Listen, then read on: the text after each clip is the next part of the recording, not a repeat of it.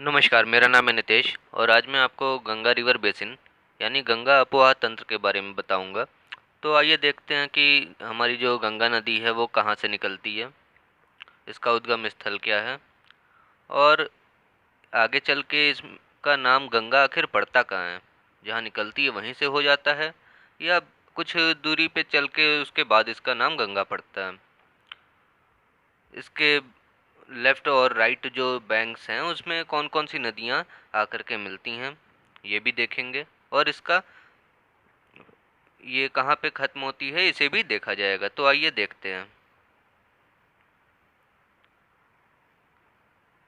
शुरू में हम दो नदियों को देखते हैं, एक भागीरथी नदी, दूसरा अलकनंदा नदी।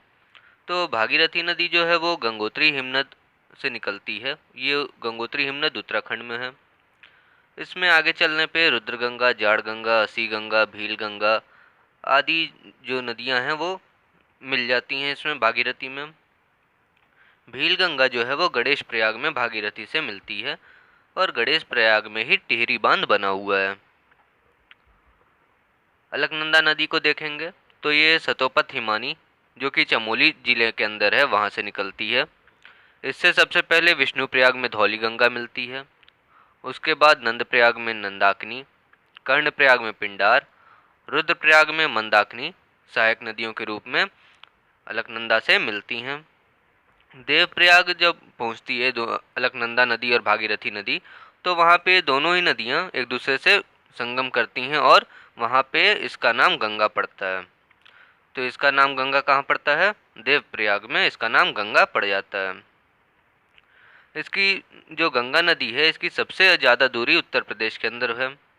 तो निकलती है उत्तराखंड से, उसके बाद उत्तर प्रदेश में आती है, उस उत्तर प्रदेश के बाद में ये बिहार जिला, उसके बाद ये पश्चिम बंगाल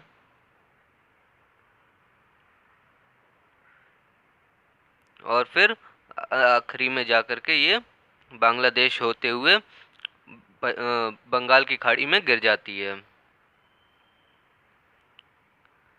इसके बाएं तट पर मिलने वाली नदियाँ कौन सी हैं वो देख लेते हैं। अच्छा, ये बाएं तट पे मिलने वाली नदियों को जानने से पहले हम ये जानने की कोशिश करेंगे कि किसी भी नदी का बायां तट कौन सा है और दायां तट कौन सा है।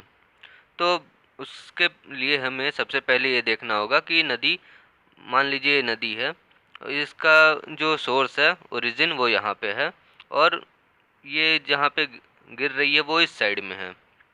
तो अब यहाँ पे सबसे पहले इसका डायरेक्शन हमें देखना होगा कि ये नदी किस तरफ चल रही है। तो ये डायरेक्शन के हिसाब से यहाँ पे ये वाली हमारी राइट साइड हो जाएगी और ये लेफ्ट साइड हो जाएगी ऊपर।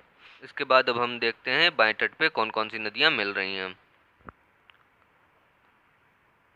तो सबसे पहला नाम आता है रामगंगा का, जो कि कुमायूं के गढ़वाल पहाड़ियों से निकलती है और कन्नौज के अंदर गंगा में मिल जाती है।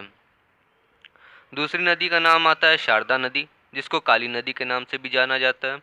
ये मिलाम ग्लेशियर से निकलती है और सीतापुर के बरहाम घाट जो है वहाँ पे घाघरा, जिस घाघरा का पुराना नाम या एक और नाम कहा जाए तो करनाली है, तो उस घाघरा नदी से ये मिल जाती है।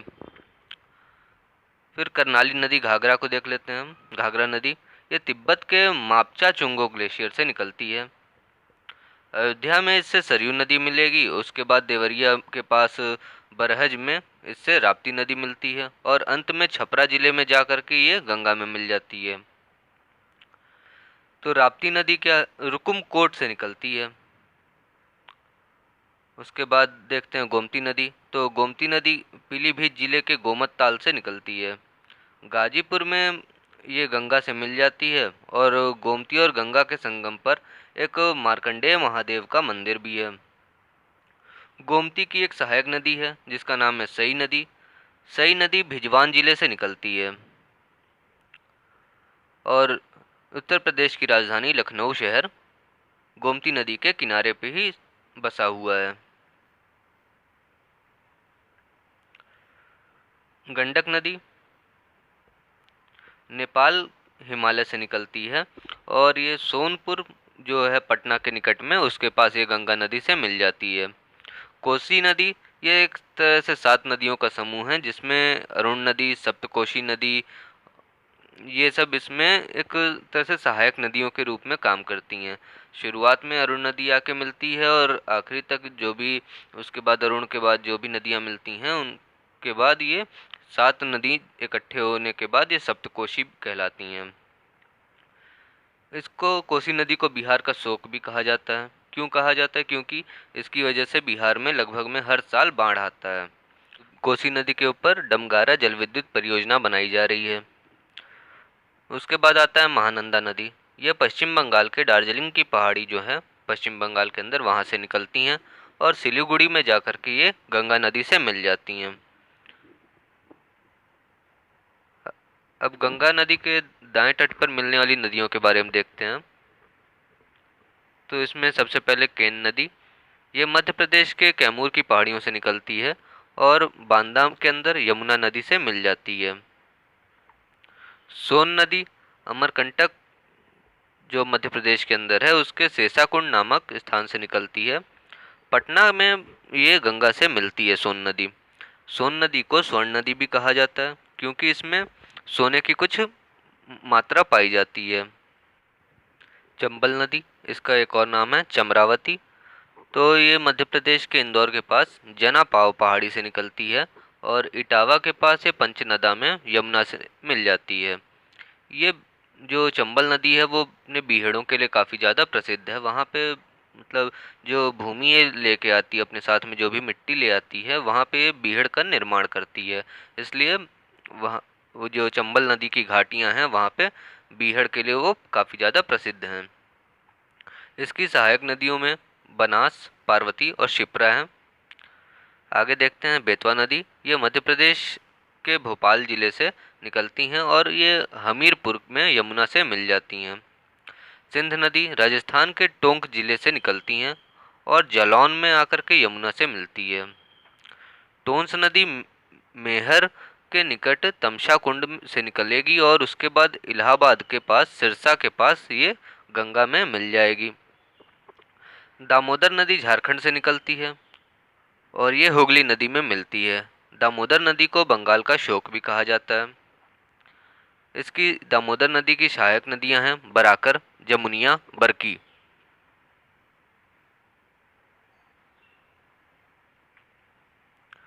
यमुना नदी देख लेते हैं। तो ये यमुना नदी क्या है? यमुनेत्री ग्लेशियर से निकलती है। प्रयागराज के पास ये गंगा नदी में मिल जाती है। इसका पुराना नाम कालिंदी नदी है। इसकी सहायक नदियों में चंबल, बेतवा, केन और टोंस हैं। चंबल इससे इटावा में मिलती है और बेतवा नदी हमीरपुर में। बेतवा नदी के किनारे पे ही एक सांची नगर बसा हुआ है जहाँ पे प्रसिद्ध सांची स्तूप है। पश्चिम बंगाल में जब ये नदी पहुँचती है तो वहाँ पे फरक्का बांध जो कि मुर्शिदाबाद में है, वहाँ पे दो हिस्से में बांट दी जाती है। तो एक का नाम है हुगली, दूसरे का नाम है पद्मा। बांग्लादेश में जो गंगा नदी जाती है वहाँ पे उसको पद्मा नाम से जाना जाता है और ब्रह्मपुत्र को बांग्लादेश में जमुना नाम से जानते हैं। पद्मा नदी और जमुना नदी जो है वो बांग्लादेश के गवालांदो के निकट एक दूसरे से मिलती हैं और फिर पद्मा नाम से ही आगे बढ़ जाती हैं। आगे बढ़ने पर पद्मा के अंदर मेघना नदी मिलती है जिसके बाद उसका नाम मेघना हो जाता है। और ये हुगली के तट पर जो गंगा नदी के जो दो हिस्से हो रहे हैं हुगली और पद्मा, उसमें से जो हुगली तट है उसके ही तट पर कोलकाता बंदरगाह बना हुआ है जिसे पूर्व का लंदन भी कहा जाता है। आइए इसका एक बार रिवीजन कर लेते हैं। तो सबसे पहले देखते हैं ये बद्रीनाथ, यहाँ से एक विष्णु प्रयाग में धौली गंगा के मिल गई। उसके बाद ये नंद प्रयाग है, यहाँ पे नंदाकिनी नदी मिलती है अलकनंदा से। उसके बाद ये कर्ण प्रयाग है तो यहाँ पे पिंडार गंगा मिलती है। रुद्रप्रयाग में मंदाकिनी मिलती है और ये भागीरथी जो है ये देवप्रयाग में अलकनंदा से मिलती है। उसके बाद इसका नाम गंगा हो जाता है। और यमुना जो है वो यमुनेत्री ग्लेशियर से निकलती है। गंगा नदी जब आगे बढ़ती है तो यहाँ पे ये रामगंगा हो गई, शारदा, घाघरा, गोमती, गंडक, सप्तकोशी, ये सारी नदियाँ इसकी लेफ्ट साइड से आके मिलती हैं। और ये राइट साइड में यमुना। यमुना की जो सहायक नदियाँ हैं चंबल, काली सिंह, पार्वती, सिंध, बेतवा और केन, सोन, ये रिहंद और ये दामोदर जो यहाँ पे हुगली के पास मिल रही है, तो ये सभी इसकी ट्रिब्यूटरी नदी हैं।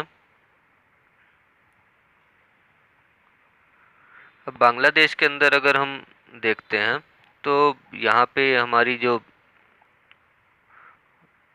गंगा नदी है वो दो हिस्से में बट गई, और दो हिस्से में बटने के बाद एक इधर आ जाती है पद्मा, और दूसरा इधर हुगली नदी बन के आगे बढ़ जाती है। और इधर यहाँ से हमारी आती है ब्रह्मपुत्र, जिसको जमुना भी कहा जाता है। ये आगे पद्मा के रूप में जाती है।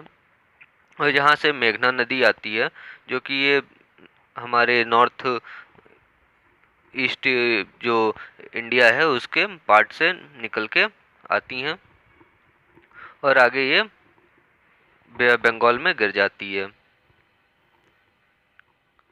Thank you, please share and like the video.